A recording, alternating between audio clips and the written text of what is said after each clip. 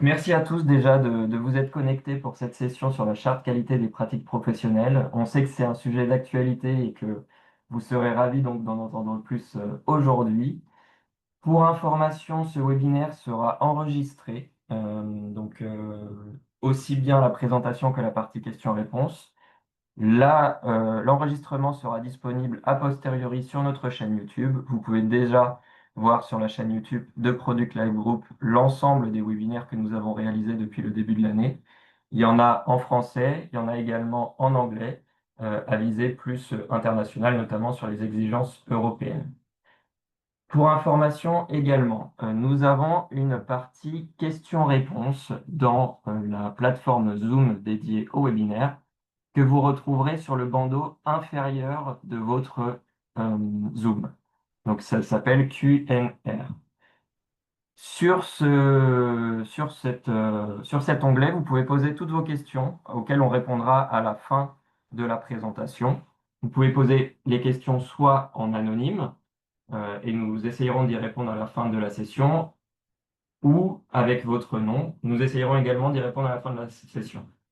Juste un petit point d'information, si vous posez vos questions en anonyme et que nous n'avons pas le temps malheureusement de répondre à ces questions à la fin de la session, nous ne pourrons pas vous recontacter par la suite. Donc si c'est vraiment une question importante pour vous, je vous recommande de le poser avec votre nom ou sinon de nous l'envoyer par mail à la suite de cette présentation. Et donc, nous allons pouvoir commencer. Stéphanie, je te laisse passer à la slide suivante, s'il te plaît. Donc, pour parler de ce sujet d'actualité, j'ai le plaisir de vous présenter trois intervenantes. Donc, Aurélie Flamand, qui est aujourd'hui consultante senior au sein de Strategical, société du groupe Product Life, et qui est également responsable de tous les aspects post-marché. Nous avons également Stéphanie, donc Stéphanie Hung, qui est consultante manager et qui est spécialisée notamment sur tout ce qui va être charte qualité des pratiques professionnelles et publicité. Et enfin, Delphine Auduro, qui est aujourd'hui notre directrice adjointe formation et qui notamment travaille principalement sur tout ce qui va être la formation pour les dispositifs médicaux. Donc, je vous remercie d'assister à ce webinaire et je vais passer la main à Stéphanie pour la présentation. Merci Samuel. Bonjour à tous et merci d'être présents aujourd'hui pour ce webinaire. Donc nous allons ensemble découvrir le contexte de mise en place, les enjeux, le périmètre et les impacts de cette charte, mais aussi de quelle manière il est possible de mettre en œuvre cette charte. Pourquoi la charte? Avant de rentrer dans le vif du sujet, il est essentiel de bien comprendre pourquoi cette charte a vu le jour et ce qui justifie sa mise en place dans notre secteur. En quelques chiffres, le secteur du DM aujourd'hui, c'est 800 000 à 2 millions de DM mis sur le marché français en 2017, qui représente 32,5 milliards d'euros de chiffre d'affaires sur l'industrie française en 2022. Ces dispositifs médicaux, qui jouent un rôle essentiel dans les soins de santé, peuvent être de typologies très différentes. Avec plus de 20 000 différents types de produits mis sur le marché français, on retrouve majoritairement 51% de DM à usage individuel, 28% de DM d'équipement et en quantité quasi égale des DM numériques et des DM de diagnostic in vitro. Un chiffre clé à retenir, 14 milliards d'euros ont été dépensés par l'assurance maladie en 2022 pour les dispositifs médicaux. C'est plus de la moitié de ces dépenses qui vont concerner les DM inscrits à la LPP utilisés en ville. Cette liste, elle contient plus de 30 000 lignes LPP de dispositifs médicaux, de consommables et de prestations associées. Avec une progression de plus de 2,4 milliards d'euros depuis 2017, soit une croissance annuelle moyenne de 3,7%, la maîtrise de ces dépenses est un enjeu de santé publique. Et c'est précisément ce que vise la charte PP, garantir un usage justifié et pertinent. Les DM sont utilisés dans des environnements très variés, à domicile, à l'hôpital, en établissements médico-sociaux. Et leur gestion mobilise une diversité d'acteurs, de fabricants, de distributeurs, professionnels de santé, prestataires de services, etc. Et contrairement aux médicaments, ils ne sont pas toujours directement mis à disposition aux patients. Il peut y avoir des intervenants pour la mise en service, pour l'entretien ou encore la fourniture de consommables. Et c'est cette complexité qui impose un encadrement fort et une bonne information de chaque maillon de la chaîne pour garantir à la fois la sécurité, la qualité, mais aussi pour s'assurer d'un usage justifié afin de maîtriser les dépenses de santé. Et c'est dans ce contexte-là qu'a été introduite la charte PP. Je vous propose maintenant de débuter par l'historique de mise en place de cette charte avec Aurélie. Merci Stéphanie, bonjour à toutes et à tous. Donc pour comprendre l'origine de la charte, il faut remonter un peu dans le temps. Donc je vous propose de revenir un instant sur la genèse de cette charte. La mission de la Haute Autorité de Santé, de la HAS, concernant la certification des activités de promotion n'est pas nouvelle. Elle existe depuis 2004 pour la visite médicale et depuis 2014 pour l'activité d'information promotionnelle des entreprises du médicament. Cependant, un tournant majeur s'est produit avec la loi de financement de la sécurité sociale de 2018 et plus précisément son article 58. Cet article a élargi cette obligation de certification non seulement aux activités d'information et de présentation visant les médicaments, mais aussi, et c'est capital pour notre secteur, à tous les autres produits de santé inscrits sur la liste des produits et prestations remboursables, incluant les dispositifs médicaux à usage individuel. C'est ce même article 58 qui a été précisé par le décret 2018-864 du 8 octobre 2018. Et ce décret est crucial car il a encadré pour la première fois les activités de présentation, d'information ou de promotion des produits de santé inscrits à la LPP. Il a notamment posé les bases de l'élaboration d'une charte de qualité entre les professionnels du secteur et le Comité économique des produits de santé, donc le CEPS, en fixant un délai pour sa conclusion et en prévoyant ce qui se passerait en l'absence d'accord. La loi de financement de la sécurité sociale de 2018, via ce décret, avait initialement fixé au 30 septembre 2018 la date limite pour qu'une charte soit conclue par accord entre le CEPS et les organisations représentatives du secteur. Mais faute d'un tel accord dans les délais fixés, c'est finalement un arrêté ministériel du 4 mars 2022 qui a instauré la charte qualité des pratiques professionnelles. La charte a donc été publiée par arrêté au journal officiel le 8 mars 2022 et est entrée en vigueur le jour même de sa publication. Depuis, la HAS continue de travailler activement à la mise en œuvre de la charte, notamment en publiant une note de cadrage en juillet 2023. Cette note de cadrage a été mise à jour en mars 2024 pour guider les différentes étapes à venir. Après des années de préparation, le processus est actuellement en pleine phase de finalisation et de déploiement. Ce qui est déjà en cours ou très récent, c'est la rédaction et la relecture de la procédure de certification. Donc, le projet de procédure de certification a été soumis à la relecture des parties prenantes en avril 2025 par la HAS et ce document est essentiel car il décrit le référentiel d'évaluation des pratiques ainsi que les conditions de certification.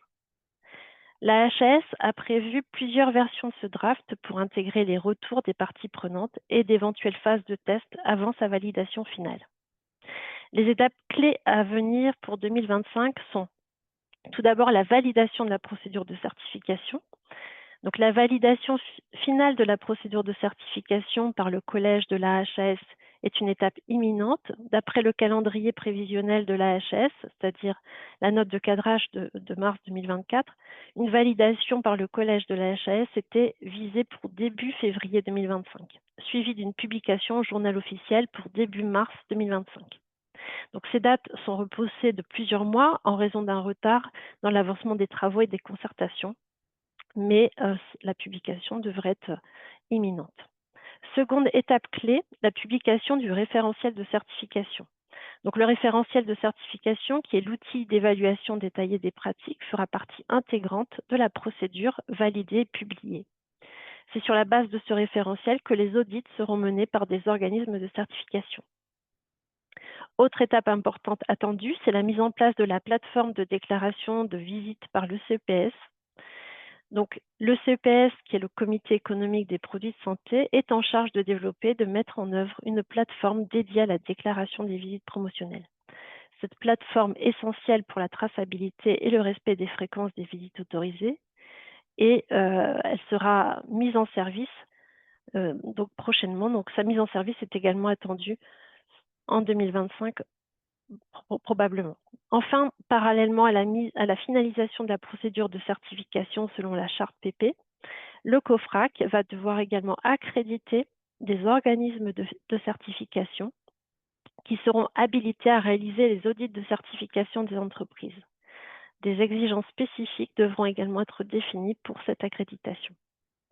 En somme, l'année 2025 est l'année charnière où le cadre théorique de la charte et les procédures de certification se concrétisent pour permettre aux entreprises d'engager leur démarche de certification.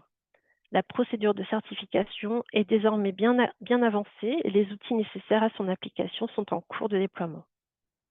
Stéphanie, je te laisse la parole pour nous éclairer à présent sur les objectifs fondamentaux de la charte. Merci Aurélie. Donc, pour résumer, cette charte, elle est publiée le 8 mars 2022 au Journal officiel de la République française. Et en l'absence de date précise, elle devient applicable dès 48 heures après sa publication le 10 mars 2022. La preuve du bon respect de cette charte sera matérialisée par le biais d'une certification. Les critères d'évaluation permettant de délivrer cette certification sont définis par la HAS dans le référentiel de certification. Après la diffusion de 2 notes de cadrage par la HAS en juin 2023 et mars 2024, on a enfin obtenu un premier projet de procédure de certification en avril 2025. L'objectif de cette charte vise avant tout à améliorer la qualité des soins et réduire les dépenses de santé injustifiées par l'encadrement et le renforcement de la qualité des pratiques commerciales, promotionnelles, de présentation ou d'information, par l'optimisation des visites en faisant prévaloir la qualité de l'information délivrée, et aussi appliquer certaines règles de déontologie. Ainsi, après la publication de la charte et la diffusion progressive de ces notes de cadrage, la prochaine étape concrète pour les entreprises consiste à s'engager dans la démarche de certification. Celle-ci est précisément encadrée et constitue un passage obligatoire pour garantir la conformité aux exigences de la charte. Aurélie, est-ce que tu peux nous en dire un peu plus ? Oui, donc la démarche de certification à la charte qualité des pratiques professionnelles est un processus structuré, encadré par la HAS et impliquant les entreprises, les organismes de certification accrédités par le COFRAC et le Comité économique des produits de santé. La certification a pour objectif d'attester que l'entreprise a mis en œuvre un système de management de la qualité qui garantit la conformité de ses activités de présentation, d'information et de promotion avec la charte qualité des pratiques professionnelles. Le certificat sera délivré par un organisme de certification, lui-même accrédité par le COFRAC et aura une durée de validité de 3 ans. Les étapes détaillées de la démarche de certification seront donc les suivantes. Tout d'abord, avant même de soumettre un dossier de candidature à la certification, l'entreprise qui souhaitera se faire certifier devra obligatoirement remplir plusieurs conditions. Tout d'abord, elle devra être un exploitant, un distributeur au détail de produits et prestations inscrits à la liste des produits et prestations remboursables, ou un prestataire ou un sous-traitant agissant pour son compte. Elle devra avoir mis en œuvre un système de management de la qualité spécifiquement pour les activités de présentation, d'information et de promotion visées par la charte. Elle devra avoir déclaré au CEPS ses activités de visite conformément aux dispositions de la charte et elle devra s'engager formellement à respecter la charte et la procédure de certification. Une fois ces conditions remplies, l'entreprise devra constituer un dossier complet de candidature qu'elle soumettra à un organisme de certification accrédité par le COFRAC. Ce dossier comprendra notamment une déclaration d'engagement de l'entreprise à respecter la charte et la procédure de certification, une description détaillée de ses activités de présentation d'information et de promotion, la preuve de la mise en œuvre de son système de management de la qualité pour ces activités, ainsi qu'une attestation que les personnes en charge de ces activités, qu'on appelle les acteurs, sont à jour de leur formation aux exigences de la charte. Une fois le dossier de candidature accepté, l'entreprise contractualisera avec l'organisme de certification choisi, qui procédera ensuite à l'audit. L'audit sera réalisé par l'organisme de certification. Il peut être mené sur site ou à distance. Il vise à évaluer la conformité du système de management de la qualité de l'entreprise et son implémentation effective. La durée d'un audit de certification sera calculé et ajusté en fonction de plusieurs facteurs liés à la taille de l'entreprise, la complexité de son système de management de la qualité, le nombre de sites de produits à couvrir ou encore la sous-traitance. L'audit prendra en compte l'ensemble des établissements de l'entreprise concernés par les activités visées par la charte. Il permettra de vérifier spécifiquement la mise en œuvre des dispositions de la charte et l'adéquation de la formation des acteurs. Et à l'issue de l'audit, l'organisme de certification transmettra à l'entreprise un rapport d'audit détaillé. Si les résultats de l'audit sont concluants et que toutes les exigences sont remplies, l'organisme de certification délivrera le certificat à l'entreprise. Ce certificat sera valable pour une durée de 3 ans. L'organisme de certification aura l'obligation d'informer la HAS et le CEPS de la décision de certification. Enfin, cet audit de certification initiale sera suivi d'audits de surveillance et de renouvellement. La certification n'est en effet pas un acte unique, elle est soumise à un suivi régulier. Et au minimum, un audit de surveillance devra être réalisé par l'organisme de certification au cours du cycle de 3 ans, des 3 ans de certification, donc pour s'assurer du maintien de la conformité. Et à l'issue des 3 ans, un audit de renouvellement sera nécessaire pour obtenir une nouvelle certification.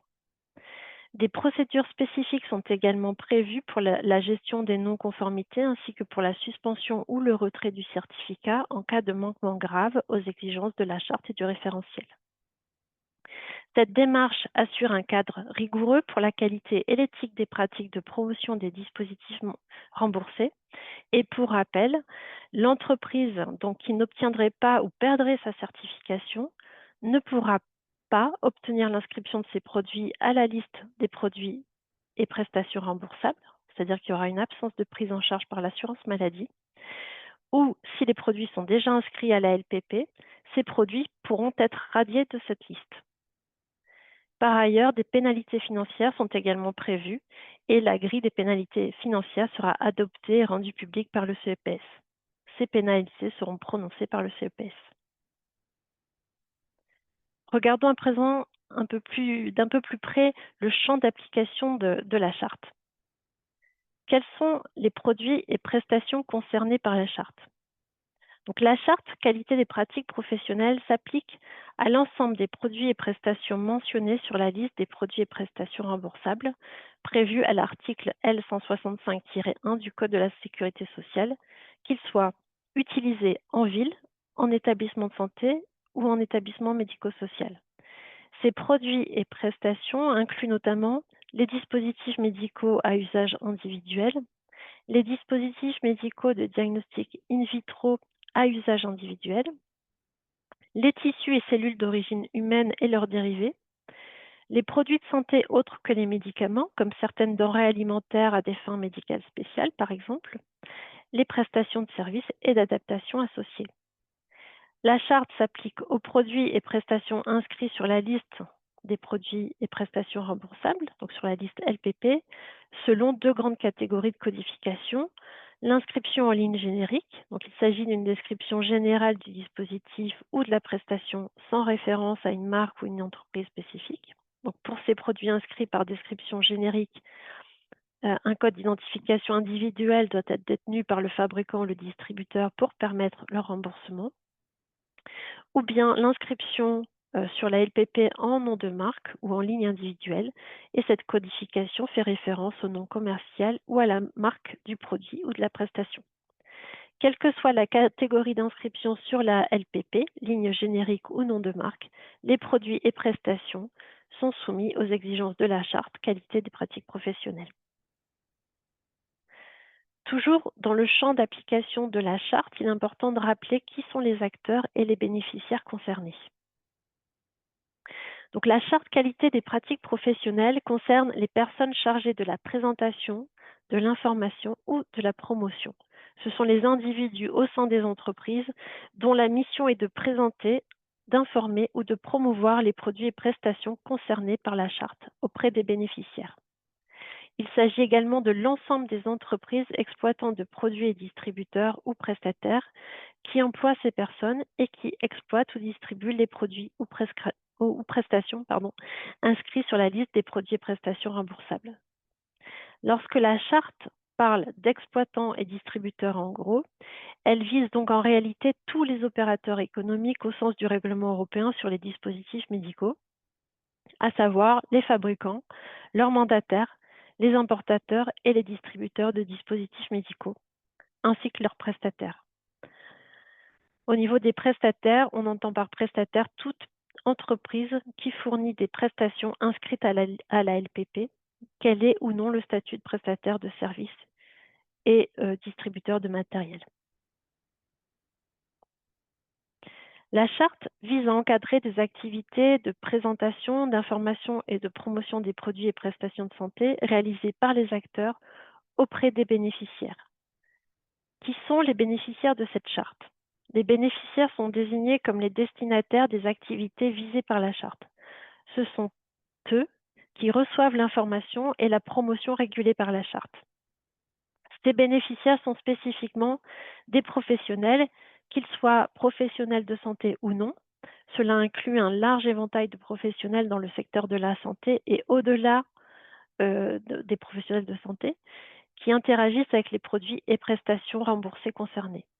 Ce sont plus largement tous les professionnels impliqués dans le cycle de vie du produit ou de la prestation remboursée, habilités à prescrire, utiliser ou acheter les produits et prestations visés par la charte.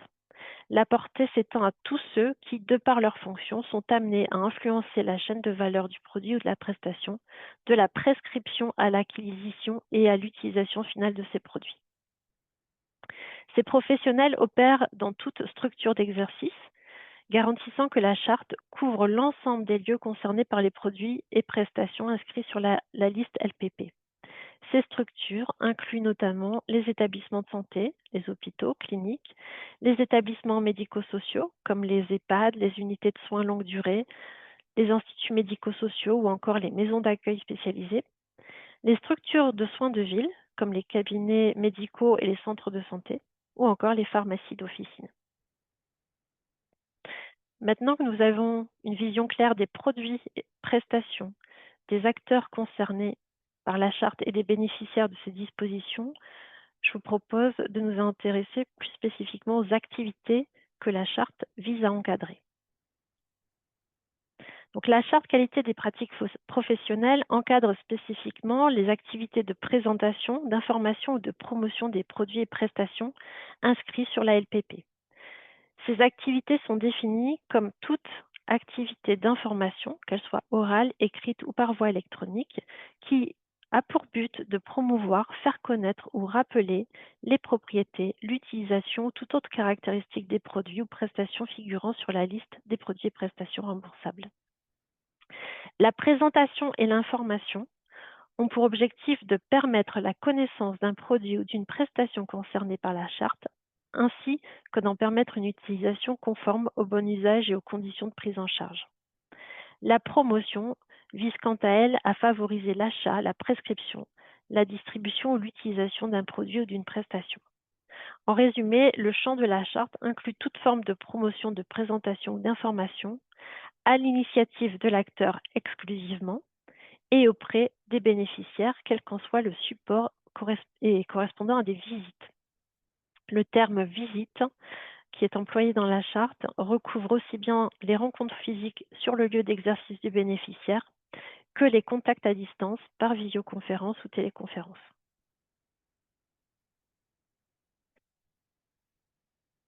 Donc, au-delà de ces activités de présentation, d'information et de promotion, l'annexe 1 de la charte, intitulée « Activités exclues des modalités d'organisation de fréquence des visites, mais devant bénéficier d'un système de traçabilité permettant un audit ». Donc, cette annexe 1 détaille les types d'activités de visite qui ne sont pas soumises au système habituel de comptabilisation, mais qui nécessitent néanmoins une formalisation et une traçabilité rigoureuse. Pour attester de cette traçabilité, des documents pourront être exigés lors de l'audit de certification, tels que des comptes rendus d'activités ou de visites menées et qui préciseront, donc ces comptes rendus devront préciser notamment la date, les personnes présentes lors des visites, les sujets traités, la durée de la visite. Les activités spécifiquement exclues des modalités d'organisation et de fréquence des visites, mais soumises à une traçabilité, sont énumérées dans l'annexe 1 de la charte. Il s'agit notamment de la formation à l'utilisation ou de la formation technique initiale. Cette formation joue un rôle essentiel puisqu'elle contribue à la maîtrise de l'utilisation d'un produit dès sa première mise en service. Elle couvre des aspects pratiques et indispensables comme le montage, la préparation et la maintenance initiale du produit.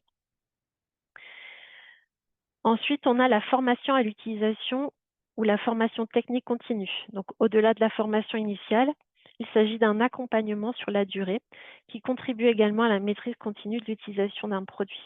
Contrairement à la formation initiale, celle-ci est adaptée au profil spécifique des utilisateurs, tenant compte de leur expérience et de leurs besoins évolutifs pour renforcer leur expertise.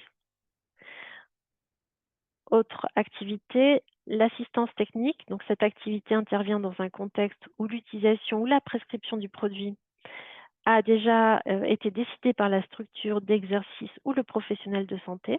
Il ne s'agit donc pas d'une démarche promotionnelle, mais bien d'un support technique. Elle concerne des aspects concrets tels que la préparation, l'utilisation et la mise en service technique du produit. Ensuite, on a le support à l'accréditation pour un laboratoire de biologie médicale. Donc, ceci représente un support spécifique apporté au laboratoire de biologie médicale, particulièrement ceux situés au sein d'établissements de santé, en vue de leur démarche d'accréditation. Ce type d'accompagnement est essentiel pour garantir la conformité et la qualité des analyses. Autre activité, la vigilance. Cette activité englobe à la fois la matériovigilance, la réactovigilance et la nutrivigilance. Elle implique le recueil de signalements d'incidents ou de risques d'incidents, ainsi que le retour des investigations menées suite à ces signalements. C'est une fonction vitale pour la sécurité des patients et des utilisateurs. Autre activité, la maintenance préventive ou curative. Donc, cette activité inclut des opérations telles que la réparation, le remplacement de pièces sur des équipements, les mises à jour nécessaires pour assurer le bon fonctionnement et la performance continue des produits. Parmi les activités exclues des modalités d'organisation et de fréquence des visites, mais devant bénéficier d'un système de traçabilité, on trouve également listées à l'annexe 1 de la charte les activités liées par exemple à la gestion des stocks. Donc, cette activité concerne la logistique des stocks déportés. Il s'agit des dispositifs médicaux qui sont alloués en dépôt de manière temporaire ou permanente au sein des établissements de santé. Autre activité, les relations purement commerciales. Donc, ces interactions sont centrées sur les aspects contractuels et financiers. Elles englobent la présentation des conditions et modalités tarifaires et la prise de commande des produits et prestations. Il s'agit d'échanges commerciaux qui ne relèvent pas de l'information promotionnelle encadrée par la charte. Autre activité listée en annexe 1, il s'agit des activités cliniques ou précliniques. Donc, ce sont des activités fondamentales directement liées au développement d'un produit.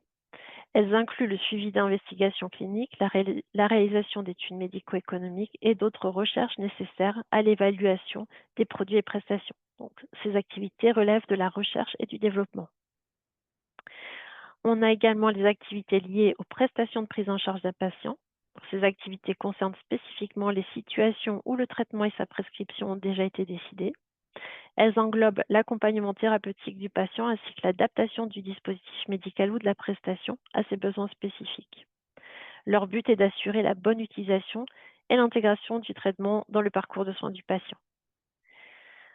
Enfin, on a les études de satisfaction. Il s'agit des activités directement liées aux études de satisfaction des bénéficiaires des produits ou prestations. Ce sont également toutes les activités sollicitées par les tutelles ou par la HAS visant à évaluer la qualité ou l'impact des prises en charge. Et pour finir, nous avons également toute visite sollicitée. Donc, cette catégorie d'activités couvre toute visite qui est initiée sur la demande expresse et motivée par le bénéficiaire lui-même. Et la particularité de ce type d'activité est que l'objet de cette visite ne doit pas être en lien avec la présentation, l'information ou la promotion des produits ou prestations. Il s'agit donc de visites spécifiques à la demande de l'utilisateur ou du professionnel pour des raisons autres que promotionnelles. Stéphanie, je te laisse à présent la parole pour aborder les dispositions de la charte. Les 11 pages de cette charte PP, elles vont reposer sur 4 grands piliers. Premier pilier, la qualité de l'information délivrée. Donc, toutes les informations doivent être véridiques, actualisées et pertinentes. Pour garantir ce niveau d'exigence, il est par exemple essentiel de mettre en place une veille réglementaire et scientifique rigoureuse ou un contrôle strict des supports promotionnels. Deuxième pilier, l'organisation des visites. Les visites liées aux activités de présentation, information et promotion doivent elles aussi répondre à des règles bien précises. Elles doivent être tracées et limitées à 4 par an pour chaque professionnel ou service. Ça va impliquer notamment la mise en place d'un système de comptabilisation des visites. Ces visites font aussi l'objet d'une déclaration annuelle sur la plateforme publique et dématérialisée du CEPS. Troisième pilier, la formation, procédure et audit. Les acteurs concernés doivent obligatoirement être formés et évalués sur les 7 thèmes réglementaires imposés par la charte. Et pour cela, il serait nécessaire, par exemple, de déployer un plan de formation adapté, mettre en place un système de gestion documentaire qui va permettre de tracer ces formations et de conserver les preuves de formation. Enfin, dernier pilier, ça va être le respect de la déontologie. Il va s'agir de garantir une éthique stricte vis-à-vis des patients, des professionnels et des entreprises concurrentes. Pour ancrer ces principes dans la culture de l'entreprise, il serait par exemple pertinent de mettre en place un engagement des collaborateurs envers ces règles déontologiques. Et avant d'aller plus loin, il est essentiel de bien comprendre le périmètre d'application de la charte. Si je résume tout ce que Aurélie vous a expliqué tout à l'heure, en résumé, cette charte, elle s'applique à toute activité de promotion, de présentation ou d'information menée à l'initiative de l'entreprise, dès lors que ça concerne des produits ou prestations inscrits à la liste des produits et prestations LPP. Ce qu'il faut bien retenir, c'est que peu importe le format utilisé, que l'action soit réalisée en présentiel ou à distance par le biais de visites physiques, d'échanges dématérialisés ou encore via des supports promotionnels, dès lors qu'il s'agit d'une démarche volontaire de l'entreprise, elle entre dans le champ d'application de cette charte. La charte, elle ne vit pas seule. Elle s'inscrit dans un écosystème réglementaire et normatif en constante évolution. Certaines classes d'EDM doivent déjà respecter les règlements européens, tandis que d'autres bénéficient encore de périodes transitoires jusqu'en 2028. Par ailleurs, si la mise en place d'un système de management de la qualité SMQ selon la norme ISO 13485 est obligatoire pour les fabricants, elle reste volontaire pour les autres acteurs. La charte, elle repose également sur des obligations déontologiques, notamment la loi d'encadrement des avantages et la transparence des liens, mais elle touche aussi à des textes plus larges, comme le code pénal, le code civil. D'autres textes s'ajoutent, notamment en matière de publicité via l'ANSM, le code de la santé publique ou encore le code de la consommation. Résultat, la charte, elle fait référence à de nombreuses réglementations qui s'appliquent de manière variable selon les produits et les acteurs. Vous l'aurez compris, derrière ce cadre réglementaire complexe, la charte va surtout avoir des répercussions très concrètes dans la vie des entreprises. Et Aurélie, est-ce que tu vas pouvoir nous expliquer ces différents impacts ? Donc, comme vous l'avez compris, les dispositions de la charte vont avoir des impacts significatifs au sein des organisations concernées.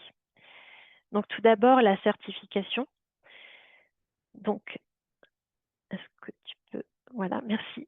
Tout d'abord, la certification. Les entreprises donc concernées par la charte vont devoir initier une démarche de certification pour pouvoir continuer leurs activités de présentation d'informations et de promotion des produits et prestations remboursés auprès des bénéficiaires. Cette certification va nécessiter en amont de mettre en place un système de management de la qualité conforme aux exigences de la charte et du référentiel de certification, incluant la mise en place de moyens de surveillance de ce système par le biais notamment d'audits internes. Il peut arriver également que les entreprises aient besoin de redéfinir leur organisation en interne pour optimiser le nombre de visites par rapport au seuil repère donc, qui sera fixé.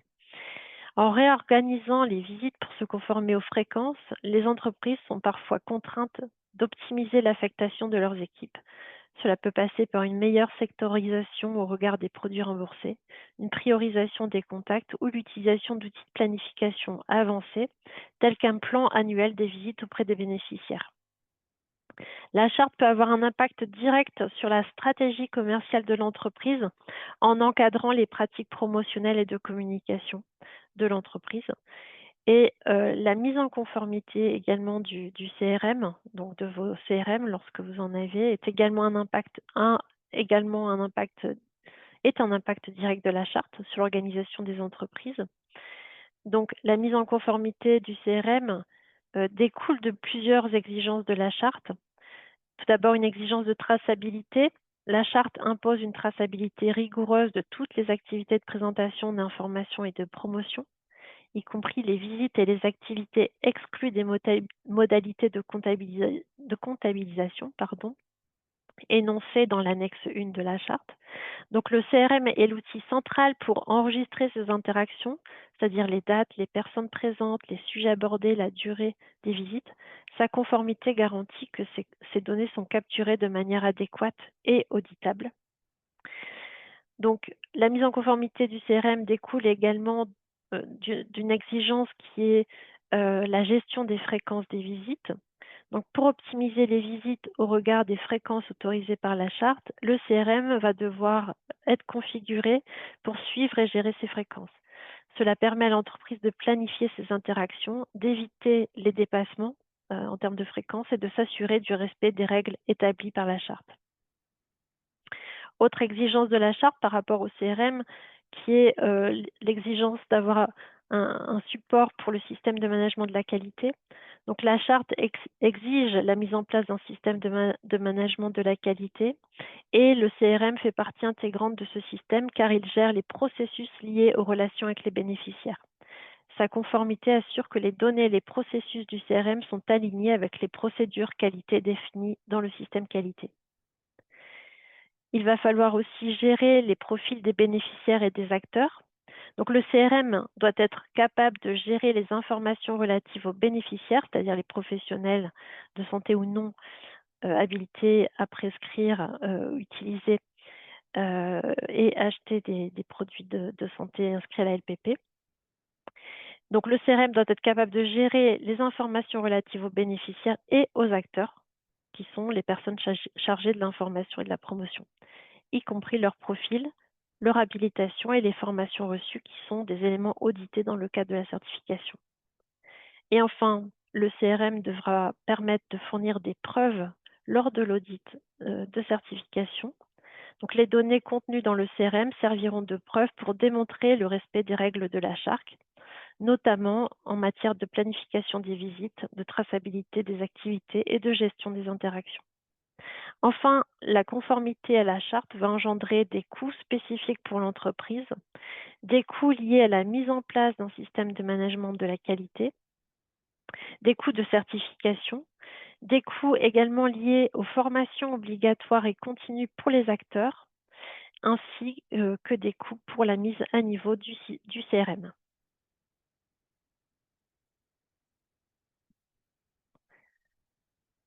Je te laisse la parole, Stéphanie. Merci Aurélie. Du coup, c'est pourquoi, avant de déployer cette charte, il est absolument essentiel d'identifier tous ces aspects au sein de votre entreprise. Donc, quelles sont vos actions de communication et d'information? Qui en sont les acteurs, les bénéficiaires? Quels produits ou prestations sont concernés? Quelles sont les réglementations qui vous sont applicables? C'est cette étape d'identification qui est fondamentale pour savoir comment et où appliquer la charte de manière efficace et pertinente. Et c'est précisément là que nous intervenons. Strategical est donc là pour vous accompagner en premier lieu dans l'interprétation de cette charte et dans un second temps dans sa mise en application selon le contexte de votre entreprise et même jusqu'à votre projet de certification. Avant d'envisager toute action, il est indispensable de commencer par un état des lieux des pratiques de votre organisation. Cette étape, c'est une étape clé qui a pour objectif de comprendre précisément ce qui est déjà en place, vos actions, vos procédures, vos points forts. L'idée, c'est pas du tout de remettre en question toute votre organisation, mais bien au contraire de capitaliser sur vos atouts existants. Cela va nous permettre également de proposer des axes d'amélioration en respectant votre culture d'entreprise et vos habitudes de fonctionnement. Sur la base de cet état des lieux, nous élaborons avec vous un plan d'action sur mesure qui précise les étapes nécessaires pour atteindre la conformité, tout en s'appuyant sur notre expertise des différentes réglementations applicables. L'objectif ici, c'est de vous proposer un cadre d'action réaliste et applicable dans votre contexte. Ensuite, nous pouvons intervenir à plusieurs niveaux, selon vos besoins, en mettant au point des solutions concrètes et adaptées. Nous pouvons vous accompagner dans la mise en place ou l'adaptation de votre système qualité, afin qu'il intègre pleinement les exigences de la charte. Concrètement, cela peut se traduire par la rédaction ou la révision de procédures spécifiques. Donc, tout à l'heure, on parlait par exemple de la procédure de veille réglementaire et scientifique, du contrôle et la validation des supports promotionnels. Ce sont ces éléments-là qui vont permettre de sécuriser vos pratiques au quotidien. Dans un second temps, nous mettons à votre disposition les modules de formation de notre pôle Skills Factory, que Delphine va vous présenter par la suite, qui sont conçus pour répondre aux exigences de la charte. Donc on retrouve 7 modules obligatoires qui couvrent notamment les dispositifs et les modalités de prise en charge par l'assurance maladie, la matériovigilance, la gestion des déchets, la déontologie, les fondamentaux de la charte et de sa certification. L'objectif ici est de renforcer les compétences de vos équipes pour garantir une mise en œuvre conforme et efficace. Nous intervenons également sur des aspects plus stratégiques, par exemple sur la réorganisation structurelle si nécessaire, ou l'adaptation de la communication vers vos bénéficiaires pour expliquer tous ces changements. La mobilisation et la sensibilisation de vos équipes en interne afin de garantir une transition fluide et durable auprès de vos forces de vente et de vos collaborateurs. Et même l'accompagnement dans le choix d'un organisme certificateur adapté à votre activité. Un autre volet important qu'a très bien souligné Aurélie concerne l'adaptation de vos outils de traçabilité et de suivi, tels que l'adaptation de votre CRM, ou vos outils de gestion documentaire, notamment pour les supports promotionnels. Enfin, nous vous assistons dans le contrôle et la validation de ces supports promotionnels parce qu'au-delà de la charte, ces documents doivent également respecter d'autres réglementations locales. Et pour aller plus loin, pour les organisations qui souhaitent approfondir certaines questions déontologiques, notamment en lien avec la loi d'encadrement des avantages et la transparence des liens, notre équipe compliance peut intervenir sur ces sujets pour vous apporter un cadre sécurisant et conforme. Delphine, je te laisse maintenant la parole sur les solutions de formation développées par Skills Factory. Merci Stéphanie, bonjour à tous. Du coup, je suis ravie de vous présenter aujourd'hui notre solution de formation à la charte des pratiques professionnelles. Donc, comme l'a souligné Stéphanie juste avant, on a 7 modules réglementaires qu'on vous propose au format digital learning, c'est-à-dire des vidéos e-learning. Chaque module est composé d'une vidéo d'une 30aine de minutes environ, d'une évaluation et d'une fiche de synthèse. Ce sur quoi on insiste, ce qu'on aime bien apporter dans nos formations, c'est vraiment la partie interactivité. Donc même sur du e-learning, vous pouvez le voir là sur la petite vidéo qui défile sur la slide, on va ajouter des mini-quiz durant le module. Ça évite que l'apprenant se retrouve à la fin sur l'évaluation et qu'il se dise « Ah bah là, mince, j'ai eu chaud, j'ai pas compris ». Ça permet un feedback immédiat et de revenir sur la séquence précédente si jamais on n'avait pas saisi la totalité du message. Donc vraiment, ça garantit une expérience la plus engageante possible et immersive. Au niveau de l'évaluation, on a une dizaine de questions qui est piochée sur un pool de questions d'une 20aine à 30aine de questions pour permettre un triple aléatoire. Donc là, pas d'exigence à ce jour dans le texte de la charte qui est en train d'être retravaillé. Mais là, on se base sur notre expérience de la charte information promotionnelle pour le médicament. Donc, on a cette possibilité-là. Également, pour les évaluations, on peut tout paramétrer, donc le nombre de tentatives, le seuil de réussite et puis également la gestion des échecs qui est prévenu si un apprenant a échoué à son évaluation. À l'issue de la formation, vous recevez tout l'export de la plateforme avec tous les résultats des différents apprenants. L'apprenant peut également télécharger son attestation directement, mais on vous les envoie à la fin. Vous recevez le package complet. Au niveau de la mise à disposition, plusieurs options sont possibles, soit directement sur notre plateforme de formation Skills Factory, soit on peut envisager aussi une mise à disposition sur votre Learning Management System, sur votre LMS si vous en avez un, avec un format leasing ou achat. Et ensuite, donc, sur ce projet, de A à Z, vous allez bénéficier d'un accompagnement par un chef de projet voilà, qui va vous accompagner pour définir les différents paramétrages sur tout le process. Et puis, vous bénéficiez donc de reporting, vraiment de la visibilité tout au long de la réalisation de la formation et également à l'issue de la formation, comme on l'a dit, on vous envoie tout le package global, tous les résultats. Voilà, donc une solution vraiment clé en main qui vous permet de répondre à cette obligation de formation pour les acteurs qui interviennent sur les dispositifs médicaux remboursés. Donc voilà, Stéphanie, tu peux passer à la slide suivante. Et donc, j'en profite pour vous présenter rapidement Skills Factory pour ceux qui ne connaissent pas. Donc, on intervient sur des thématiques variées, donc soit en e-learning, là, comme on a vu avec la solution ChartPP, mais on peut également intervenir en live, en présentiel, en distanciel.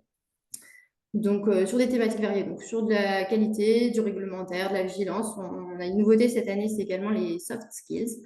Et puis, on peut aussi intervenir sur des créations sur mesure, si vous avez besoin. On a un studio de digitalisation, on peut réaliser des e-learning vraiment dédiés sur un sujet particulier. Toutes nos formations sont conçues et animées par nos experts stratégiques, donc ce qui permet vraiment d'enrichir la formation avec l'expérience terrain de nos consultants. Voilà, c'est toujours intéressant d'avoir vraiment les retours, les petits tips, les choses qui sont les bonnes pratiques, voilà, ce qui sert vraiment pour alimenter la formation. Comme vous l'avez vu sur la partie e-learning, on ajoute des mini-quiz tout au long de la formation. De la même manière, en formation live, on incite sur l'interactivité. C'est prouvé. Grâce aux neurosciences, on sait qu'on apprend mieux avec des émotions positives. On va aussi générer plus d'engagement. Donc, c'est vraiment quelque chose sur lequel on essaie de travailler et d'apporter cet élément-là dans nos formations. Donc, en live, on va passer par des cas pratiques qui vont être adaptés à vos produits, vos process, votre entreprise. Et puis des serious games, par exemple, aussi, qu'on peut mettre en place. Et puis, dernier point, on est certifié Calliope, donc ce qui permet une prise en charge OPCO pour toutes nos formations. Voilà, donc c'était une petite présentation skills rapide.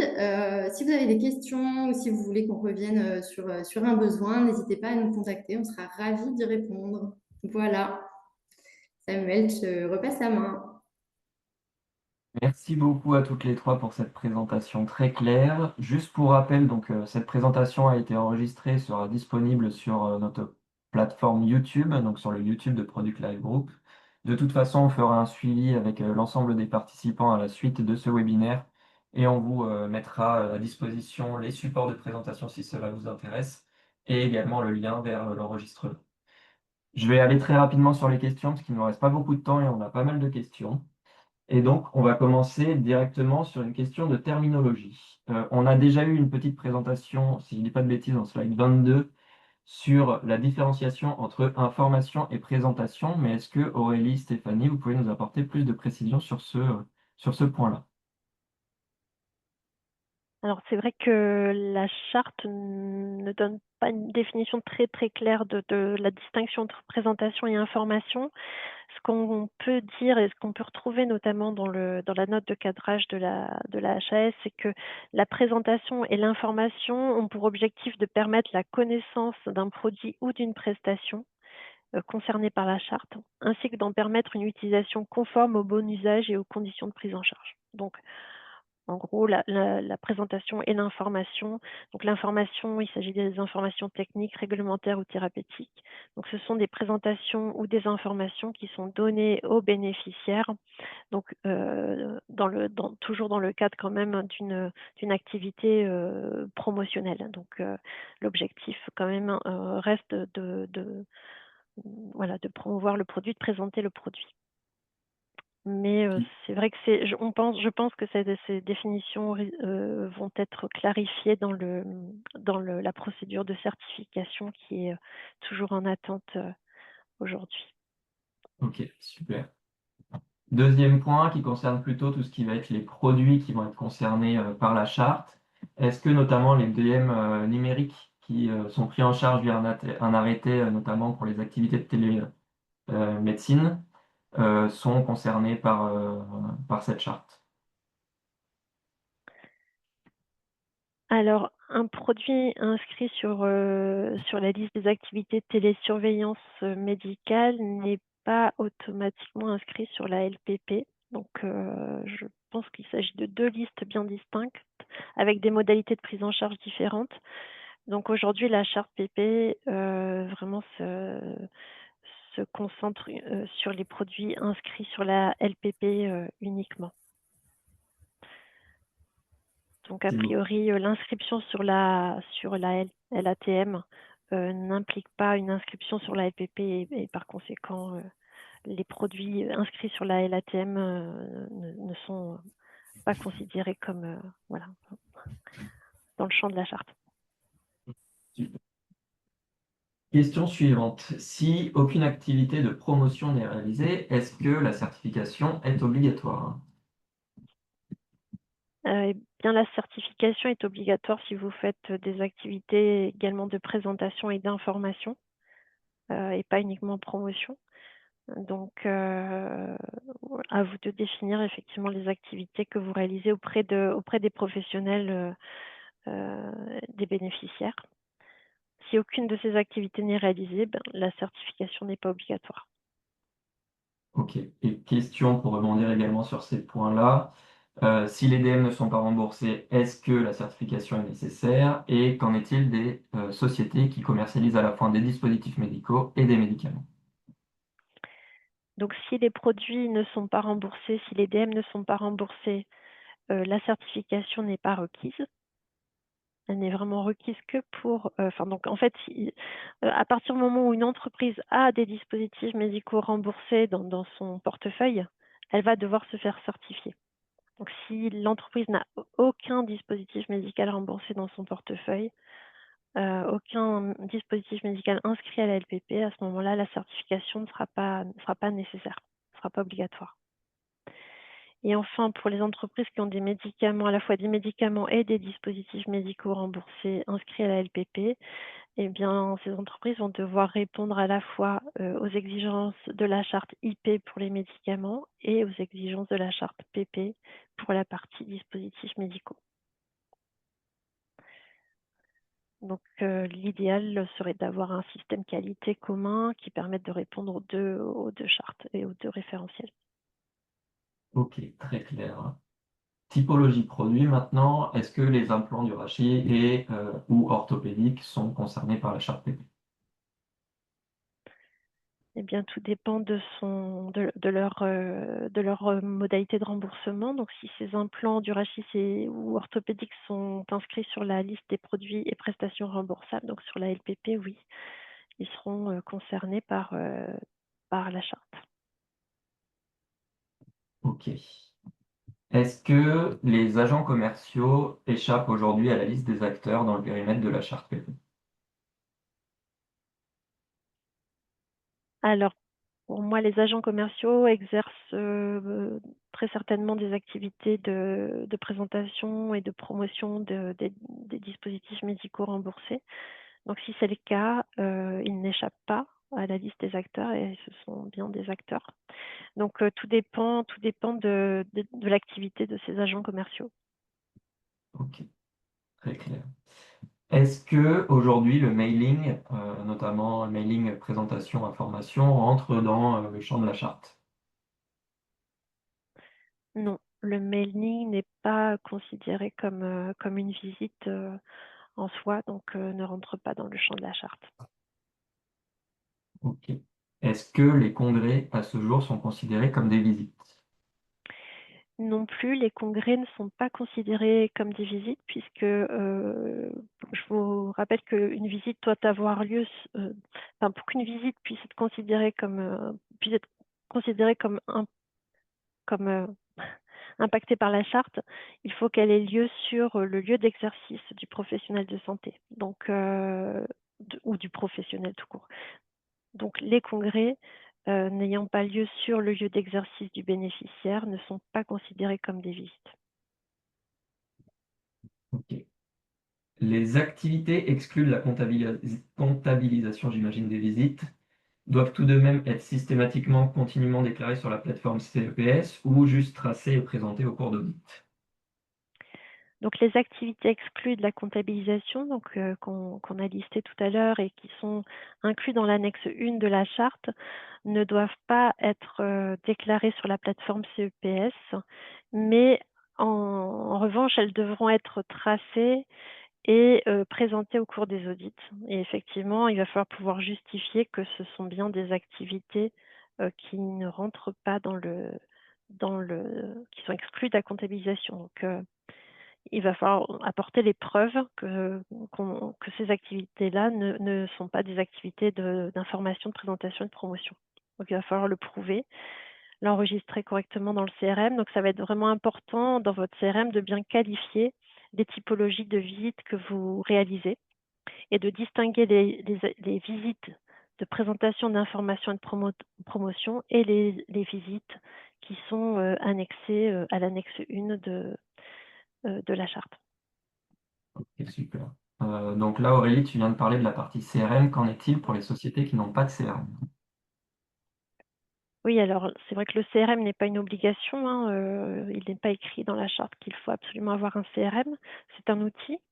Pour les entreprises qui n'ont pas de CRM, il va falloir mettre en place quand même un système de traçabilité. Donc il va falloir mettre en place un système pour conserver toutes les traces hein, des visites hein, et pour pouvoir comptabiliser, comme le ferait un CRM, hein, comptabiliser les différentes visites organisées auprès des bénéficiaires. Ok. Question sur les pénalités. Quelles sont les pénalités aujourd'hui prévues pour les acteurs qui ne portent pas l'inscription à la ligne LPP? Donc pour tous les acteurs qui font partie de ces activités de promotion mais qui ne sont pas les détenteurs de l'inscription. Les pénalités, en fait, des pénalités pour les acteurs qui ne portent pas l'inscription à la ligne LPP. En tout cas, les pénalités pour les entreprises qui ne respectent pas les conditions de la charte sont les pénalités financières essentiellement. Donc, il peut y avoir des pénalités financières qui sont, je l'ai cité tout à l'heure, qui vont être définies par le CEPS. Et effectivement, on peut avoir aussi pour le porteur pour l'acteur qui porte l'inscription à la ligne LPP, il peut y avoir aussi un déremboursement de ces produits. Question qui rebondit sur la réponse de tout à l'heure. Donc les dispositifs qui sont pris en charge par la LATM ne sont pas concernés par la charte PPA solo.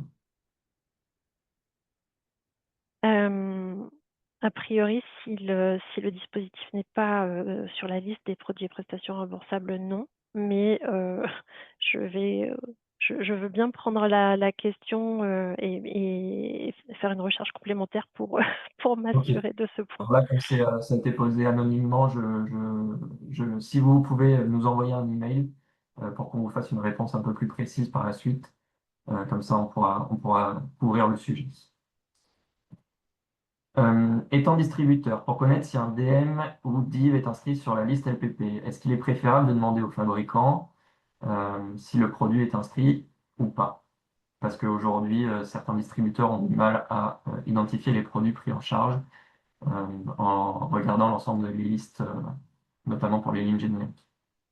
Bah, normalement, le fabricant a la responsabilité de vous communiquer les codes LPP. Donc, c'est une obligation pour le fabricant de communiquer à ses distributeurs les codes LPP associés aux produits remboursés. Donc oui, si vous êtes distributeur, vous devez vous rapprocher de vos fabricants pour connaître les modalités de remboursement ou non des produits.